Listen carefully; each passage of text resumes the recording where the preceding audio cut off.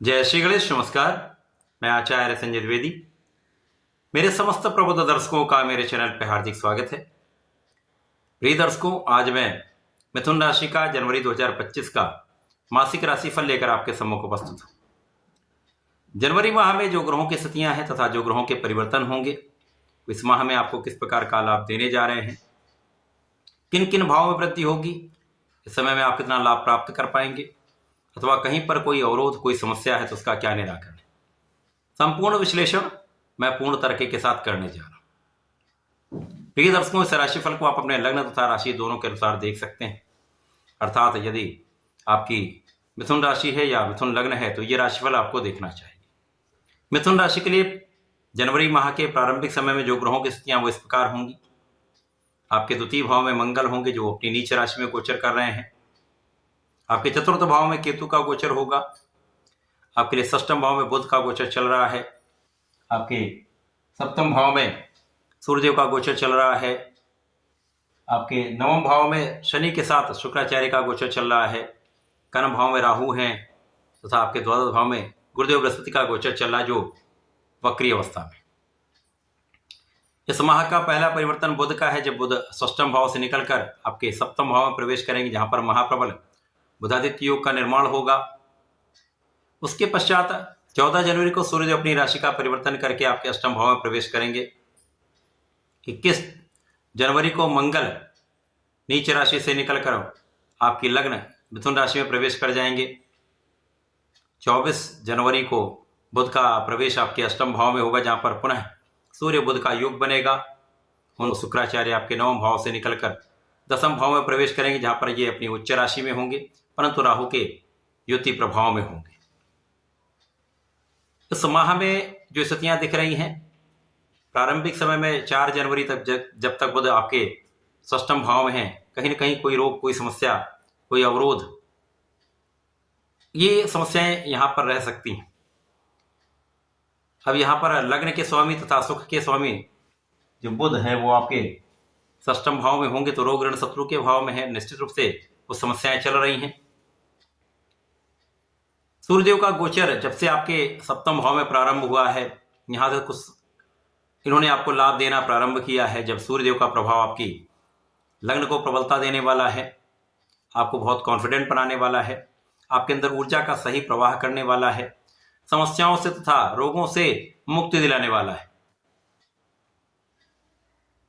भाग्य भाव में शुक्राचार्य का प्रवेश हो चुका होगा। जब शुक्राचार्य शनिदेव के साथ भाग्येश के साथ गोचर करेंगे तो यहां पर निश्चित रूप से भाग्य का साथ आपको प्राप्त होगा। यद्यपि कुछ समस्याएं आपके कार्यक्षेत्र में भी चल रही हैं, कुछ व्यापार में भी चल रही हैं, कुछ शारीरिक समस्याएं भी चल रही हैं, आप अपना संपूर्ण परिश्रम नहीं कर पा रहे हैं, परंतु इस समय में आपका भाग्य आपके लिए रास्ते यहां पर खोल रहा है, आपके लिए मार्ग प्रशस्त कर रहा है, जिसके कारण समस्याओं के होते हुए भी आप उनका निराकरण करते हुए आगे बढ़ेंगे और समस्याओं पर विजय प्राप्त करते हुए आप लाभ लेने वाले। क्योंकि मिथुन राशि के जातक बुद्धिमान भी हैं, ज्ञानवान भी हैं, इनका कैलकुलेशन बहुत अच्छा होता है, परंतु शारीरिक समस्याओं के कारण उतना परिश्रम वर्तमान समय में नहीं कर पा रहे।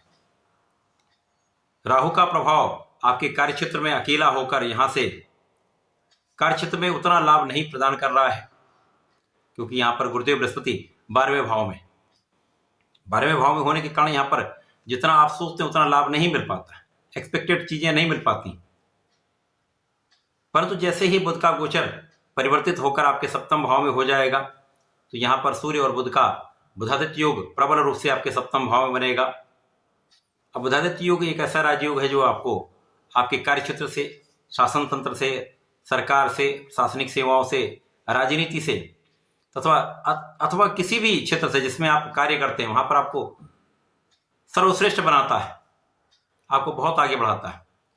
इससे भी महत्वपूर्ण यहां पर यह, आप अपनी स्वास्थ्य समस्याओं से मुक्त होंगे, कष्टों से मुक्त होंगे, अवरोधों से मुक्त होंगे, आपके कार्य बनने लगेंगे, समस्याओं का निस्तारण हो जाएगा, आपका कॉन्फिडेंस बहुत अच्छा रहेगा, तो यहां पर आप बहुत प्रभावशाली रहने वाले। जब स्वास्थ्य समस्याएं कम हो जाएंगी, आप में क्षमता कई गुना बढ़ जाएगी, तो आप अपना संपूर्ण परिश्रम भी करेंगे, जिसके कारण आपके कार्यक्षेत्र में भाग्य का साथ आपको संपूर्ण रूप से सफल बनाने वाला होगा।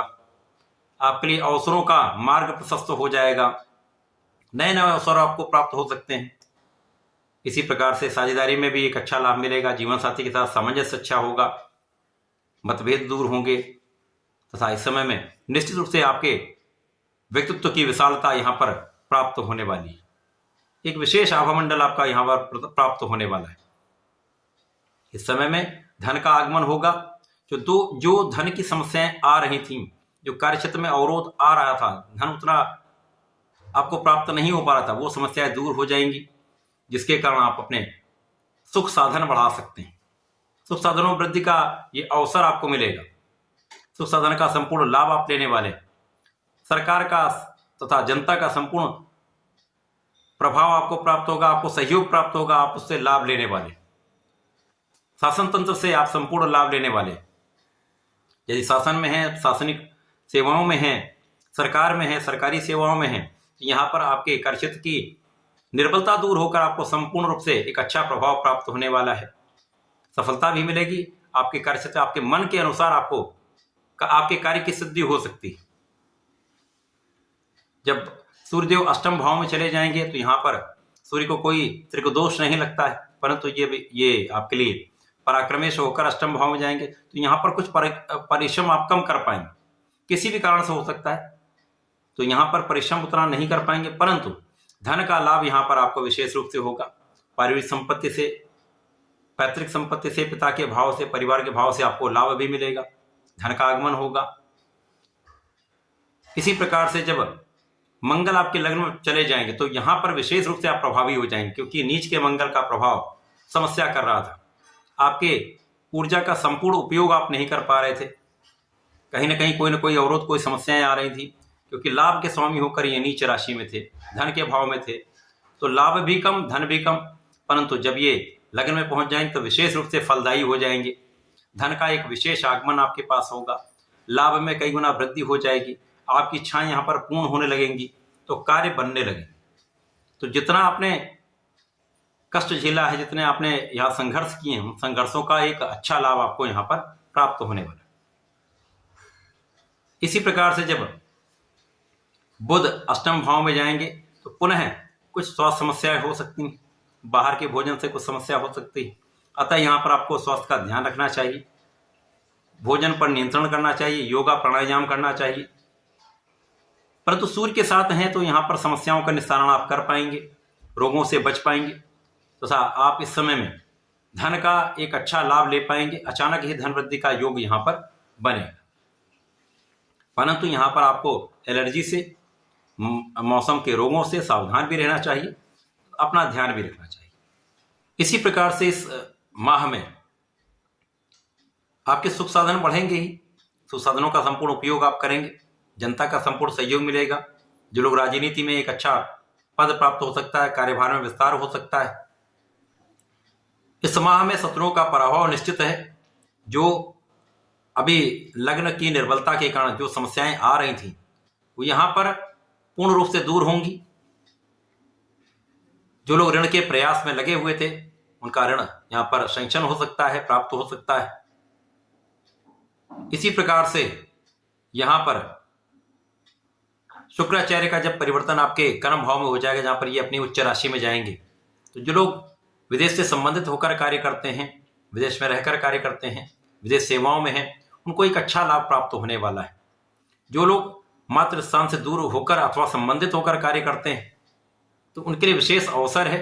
जब अवसरों की वृद्धि के कारण, कई अपॉर्चुनिटीज के कारण आपको एक अच्छा लाभ प्राप्त हो सकता है। आपको इच्छा से अधिक यहाँ पर मान सम्मान, धन तथा लाभ की प्राप्ति निश्चित रूप से होगी। यहाँ पर शुक्राचार्य जो ऐश्वर्य वैभव के कारक हैं, भौतिक सुखों को प्रदान करते हैं, यहाँ पर आपके लिए भूमि, भवन, वाहन के योग बना देंगे। इस समय में आप अपना घर बना सकते हैं, भूमि ले सकते हैं अथवा वाहन का क्रय कर सकते हैं। एक अच्छा समय है। जनवरी माह में मिथुन राशि के जातक जो अभी संघर्ष करके आए हैं, उसके बाद एक सुखद अनुभव आपको ये माह देने वाला है। ये माह आपको अपॉर्चुनिटीज देने वाला है तथा संघर्ष के बाद एक अच्छा प्रतिफल आपको प्राप्त होने वाला है। लाभ की कई गुना वृद्धि होने वाली। मिथुन राशि के जातकों को सदा ही भगवान गणपति की शरण में रहना चाहिए। ओम गंग गणपति नमः का जप करना चाहिए। संकट नाशन गणेश स्तोत्रम का पाठ अवश्य करें, जिससे आपके संकट दूर होंगे। जब जब बुध पीड़ित होंगे तो ये संकट नाशन गणेश स्तोत्रम आपको सर्वश्रेष्ठ लाभ देगा, समस्याओं से बचाए। तो ऐसा करके इसका लाभ लें। धन्यवाद, नमस्कार।